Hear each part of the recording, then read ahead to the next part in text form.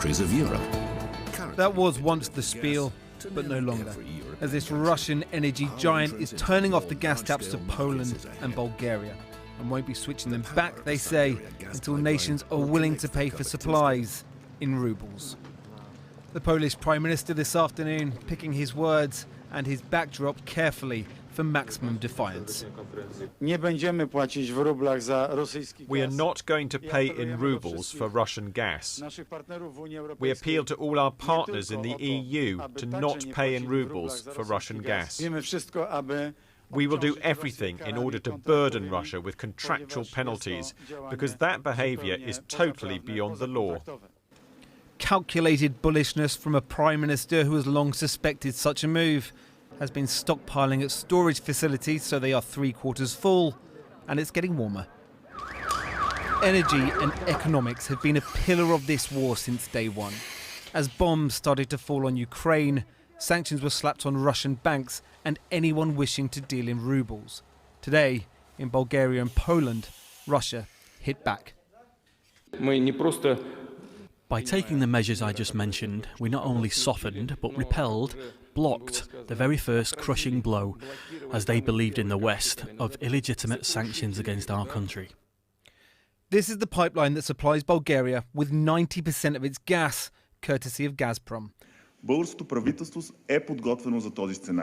Today, the Bulgarian Prime Minister accused Vladimir Putin of blackmail. But there is unease across the rest of Europe. 40% of the EU's gas comes from Russia, and as bombs drop, oil and gas still flows, so too does €1 billion a day to the nation that invaded Ukraine. That will change, says the President of the European Commission. Today, the Kremlin failed once again in his attempt to sow division among member states. The era of Russian fossil fuel in Europe is coming to an end. Europe is moving forward on energy issues. Russian gas comes into Europe through a network of pipelines, from Nord Stream directly into Germany, with others crossing Poland and Ukraine, and another feeding the south of Europe. But if all of these were shut off, who else could buy Russian gas? Well, there's an existing pipeline to China, the power of Siberia, and plans to build another have been agreed by the two superpowers. But it won't be a quick fix for Russia. Expanding exports to Asia today would require a massive expansion of its gas export infrastructure, of its logistical network. You have to build pipelines to China, you have to build pipelines to India, and that takes money, that takes resources, and that takes time. It cannot be done overnight. So there's a huge cost for Russia in playing this game. Western officials today said that this move by Russia could prove counterproductive. There's already been growing concern among EU nations that reliance on Russian energy is a strategic liability. Switching off the taps has put rocket boosters under plans to find alternatives which will affect Russia economically long term. But it will affect us too. This morning, the price of gas jumped 24%, while we're already in a cost of living crisis driven mainly by high energy costs. Some economists are now predicting that inflation could hit 10% by autumn. Every year, Gazprom is capable of recovering over 500 billion cubic meters of gas. Russia and the EU are both big on bombast over who really holds the upper hand. The long-term plan is for Europe to wean itself off Russian gas, but the short-term reality is restricted supplies and rising prices. Paul McNamara there. Well, earlier I spoke to the Bulgarian MEP Eva Majdel. I started by asking her if what Russia was doing amounted to blackmail. Well, I think by cutting gas supplies, both in Poland and Bulgaria, basically what Russia is doing is testing the reactions of respectively the strongest, but also the weakest point of the EU so far in this war. What I think is happening is that Putin is trying, so to say, to turn the screws by hitting Bulgaria. He's pressing hard to create basically the maximum amount of fear and division within Europe by trying to discredit the solidarity within the EU. Right.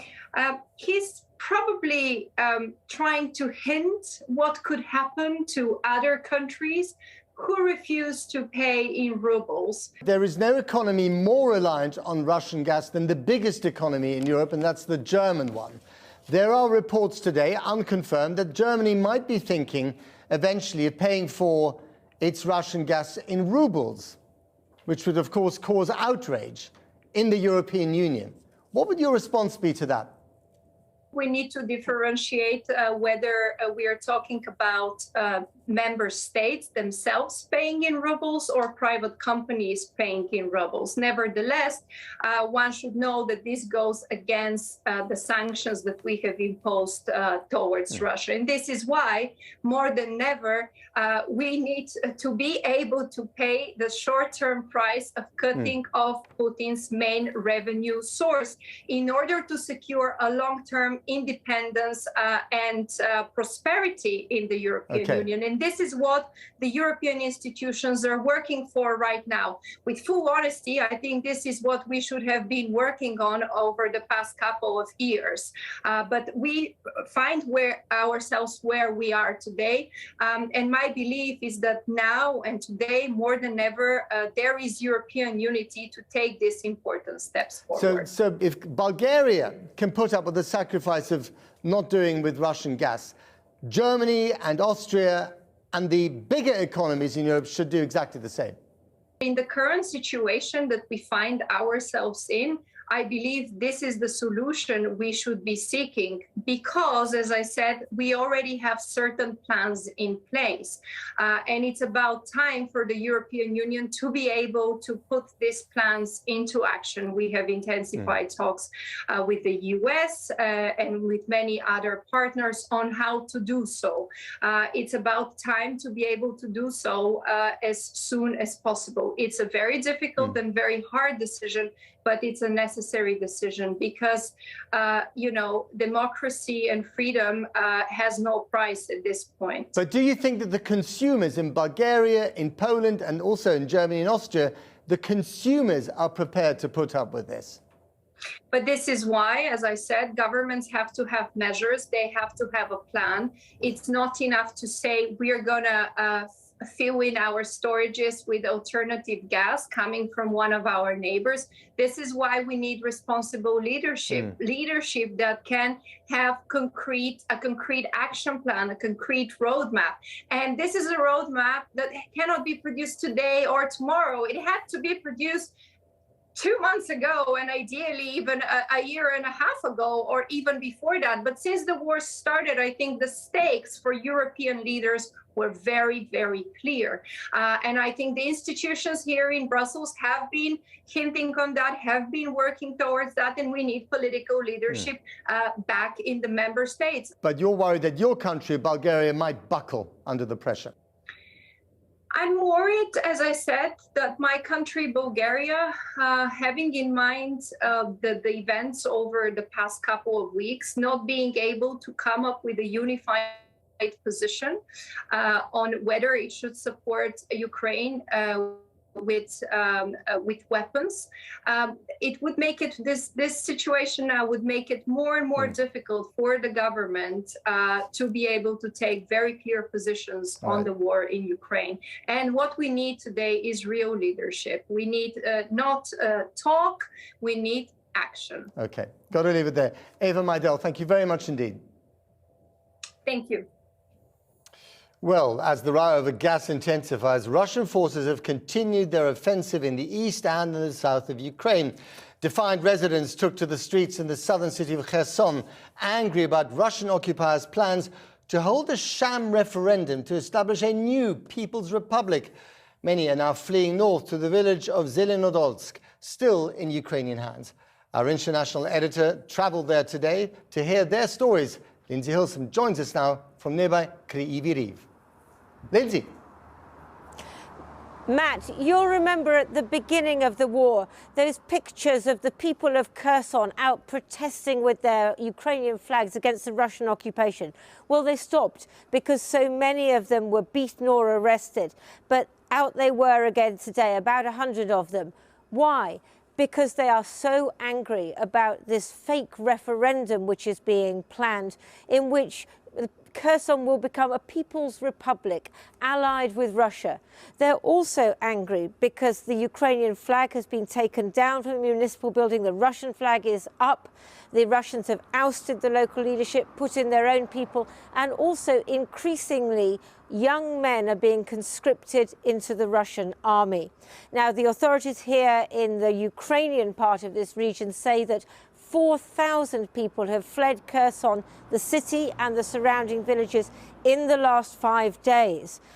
They can't do it by car because the Russians stop them, so they come all sorts of back routes. We met some of those people today, including one man. His story of the violence meted out to him by Russian soldiers was truly shocking. 5 days ago, Alexander Pashchenko went through the worst experience of his life at the hands of 3 drunken Russian soldiers. Топором побили, топором там у високополі мене там. Отак, так і так. І ребра поламали, руки все перебивали, і ноги теж отут отак ось понабивали. А ребра поломані, тут 3, а тут 2. І в мене сотрясення мозга. Сотрясення мозга, я не соображаю так. І рвота в мене, рвота, нудота. І все болить. He's with a group who just this morning escaped to Zelendolsk from villages occupied by Russian soldiers in the Kherson area. Alexander told me his mistake was to protest when the soldiers demanded that a neighbor, a woman, give them vodka. Заходили в дом і забирали картошку, кушать забирали вони. І закатку, там сало було закатане, з холодильника все. Я говорю, а що ж ви все? Молчать, бах, бах, бах, бах. І отак.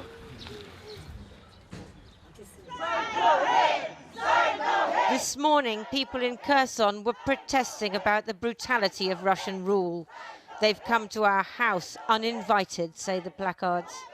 They're determined to resist a Russian plan to create a Kherson People's Republic, a separatist state. Ребята, смотрите, вот так много людей у нас сегодня вышло на площадь. Это реальные херсонцы. Это те, кто против создания КНР. Это те, кто против присоединения к оккупантам. It's dangerous to protest and to take pictures. And before long, the Russians responded with tear gas and stun grenades, reportedly injuring 4 people. The mayor, ousted by the Russians but still in Kherson, sent us this account. Але на мітингі було більш 100 людей. Ті активні патріоти нашого міста, які вийшли на мітинг. Зі сторони Російської Федерації була застосована зброя, були шумові гранати, які сльозоточивий газ, який був залучений проти наших мешканців міста. Back in Zelendolsk, the local authorities are accumulating bicycles. People flee Kherson on foot or by bike because the Russians won't let them leave by car. Не випускали, а це ми втекли. Що утром рано проснулись, дітей і пішли. Пішком до Добрянки, а там нас уже машинами наші сюди повивозили. Those who arrived today are being taken by bus to the city of Kryvyi Rih. Families who can no longer endure Russian rule and don't want to be part of any Potemkin Russian republic. Чи вам опустити панду, щоб підняли? Піднімете? Підніму ногу, підніму одну. Alexander's going for hospital treatment and will hopefully recover from his beating by Russian soldiers who claim to be liberating the people of Kherson. People who never asked to be liberated, let alone occupied and made subject to foreign rule.